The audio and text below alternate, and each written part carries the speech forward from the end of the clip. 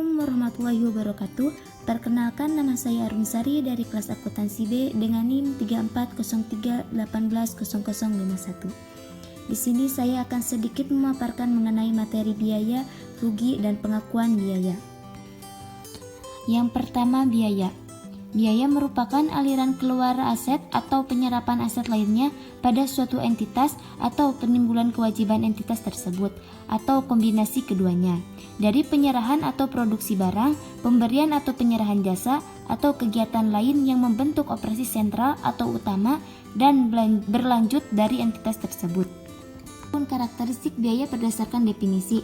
Yang pertama, penurunan aset atau aliran keluar. Untuk dapat mengatakan bahwa biaya timbul, harus terjadi transaksi atau kejadian yang menurunkan aset atau menimbulkan aliran keluar aset atau sumber ekonomi. Yang kedua, akibat kegiatan yang membentuk operasi utama yang menerus.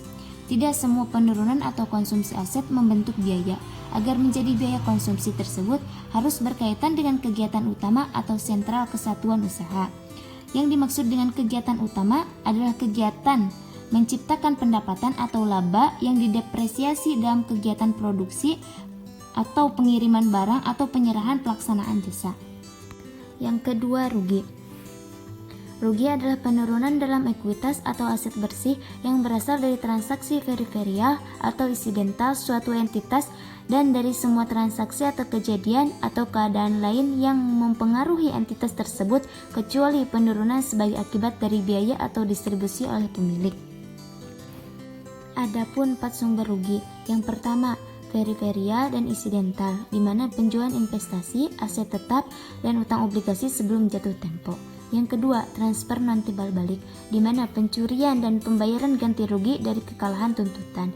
Yang ketiga, penahanan aset, di mana penurunan harga ekuitas, investasi, dan valuta asing. Yang keempat, faktor lingkungan, di mana ganti rugi asuransi musibah lama yang lebih rendah dari kos aset yang rusak. Yang ketiga, pengakuan biaya.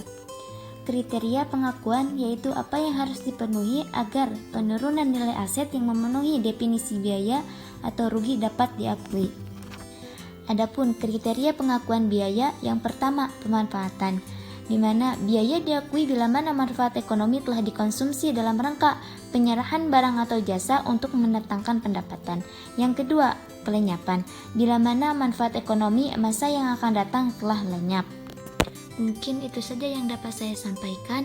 Mohon maaf apabila ada kesalahan. Terima kasih atas perhatiannya. Wassalamualaikum warahmatullahi wabarakatuh.